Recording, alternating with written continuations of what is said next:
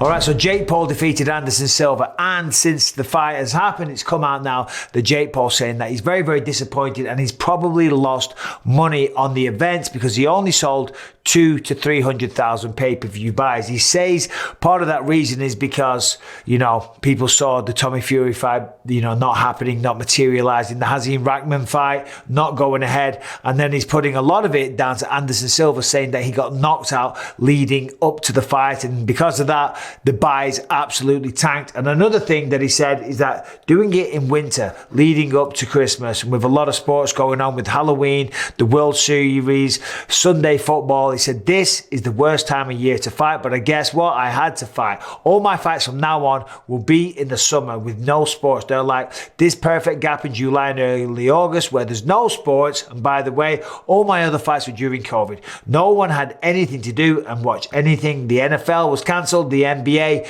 nothing was on. So listen, I kind of get what he's saying, but the reality is this: 200,000 to 300,000 buys. That's not bad. Certainly in this current market as well. I mean, some of the big fights, Tyson Fury versus Deontay Wilder 3, that only got 600,000 buys. And I shouldn't say only. 600,000 buys is a lot of buys. I think people hear these numbers that Conor McGregor generates, like millions, 2 million, 1.6 million, things like that. Those are crazy, crazy numbers, Not everyone's getting that kind of stuff. And I think Jake did kind of hit lightning in a bottle with the Jake Paul Ben Askren fight. I think that did 1.5 million buys, but he shouldn't rely on that. He shouldn't depend on that. In fact, some of the recent boxing fights that have happened, and we're talking real boxing fights, they haven't been getting good numbers at all. So let's have a look here. Andy Ruiz Jr., who knocked out Anthony Joshua versus Luis Ortiz, only did 65,000 buys, and Deontay Wilder versus Helenius, that did 75,000 buys. So of course those are low numbers, and guaranteed people all lost a lot of money there.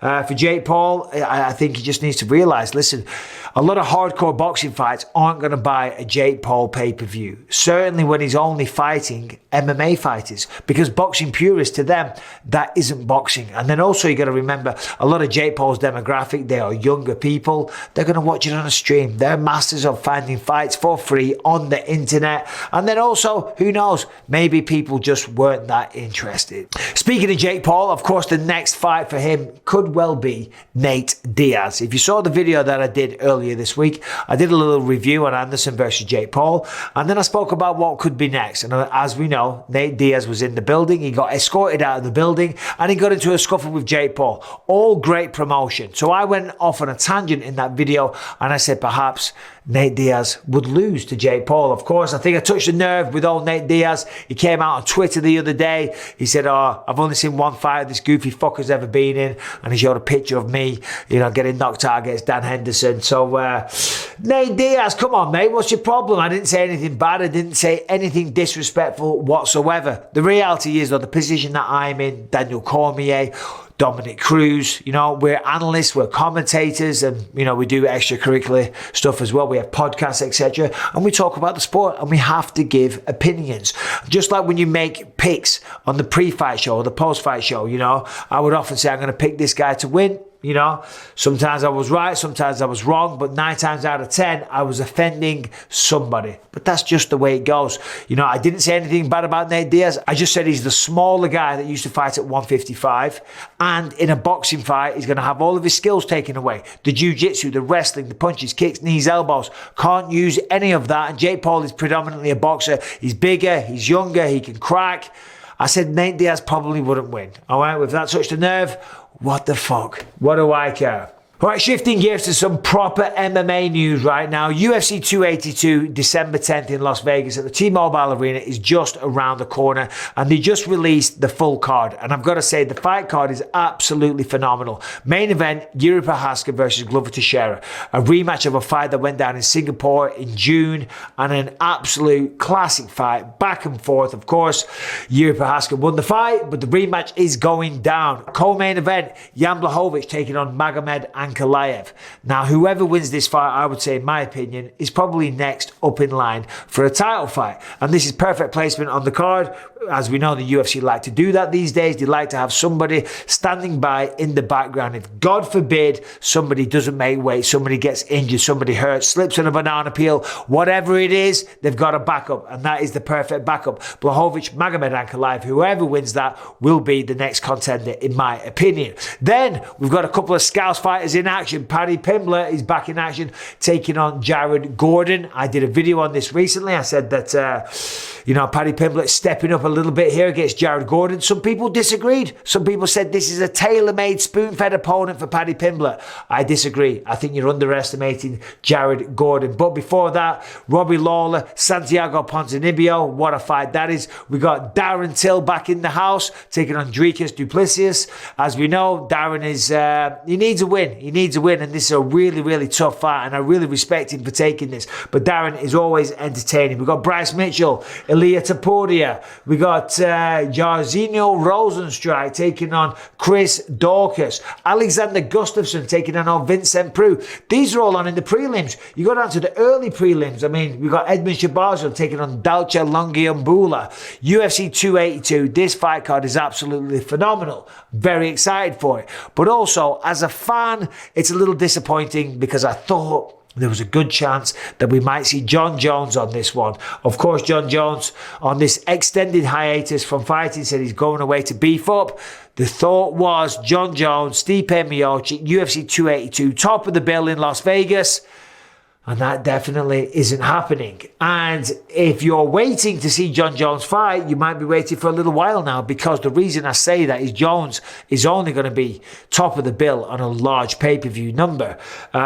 The next pay-per-view is in Rio de Janeiro in Brazil in January. February's pay-per-view is in Perth, Australia. That card's pretty much already full. So the next available spot would be for March. So, I mean, that is going to be an extended layoff for Jon Jones. But still, as a fan of the sport, I'm very intrigued to see how he does at heavyweight. Will Jon Jones become the heavyweight champion of the world? And then lastly, in the bantamweight division, as we know, Aljamain Sterling is the champion of the world these days.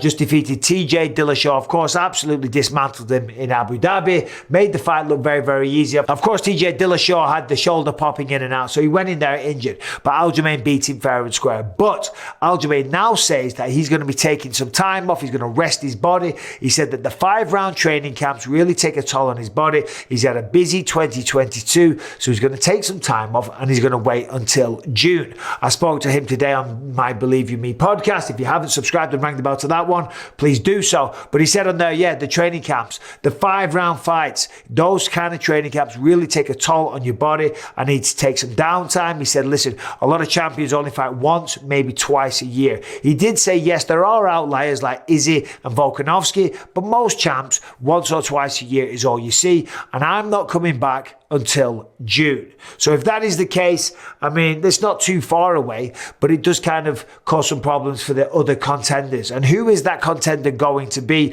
And do they bring in an interim title in the meantime? I don't think so. I think the UFC could probably get Aljo back in there a little bit sooner. But who is next in line? Obviously, there was a lot of talk of Sugar Sean O'Malley. Had he beaten Piotr Jan, then he will be fighting next for the belt.